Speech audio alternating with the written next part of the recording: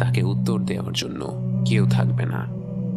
তখন তিনি নিজেই নিজেকে উত্তর দেবেন, লিল্লাহিল ওয়াহিদিল কাহ্হার, আল্লাহর জন্য যিনি এক মহাপরাক্রান্ত। আল্লাহ তার অসীম জ্ঞান অনুযায়ী বিচার দিবসের জন্য পৃথিবীকে এক প্রকাণ্ড সমতল ভূমিতে পরিণত করবেন।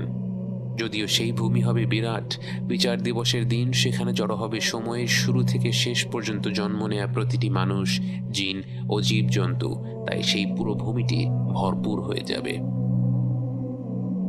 সেই সমতল ভূমিতে গেঁথে আছে হাজার হাজার বছর ধরে কবর দিয়ে আসা মরদেহগুলোর মেরুদণ্ডের একটি ক্ষুদ্র কণা। আল্লাহ সেই ভূমিতে এক বিশেষ বৃষ্টি পাঠিয়ে দেবেন। সেই বৃষ্টির পানি পেয়ে প্রাচীন সেই দেহগুলোর নিশ্চিহ্ন প্রায় অবশিষ্ট অংশ থেকে ধীরে ধীরে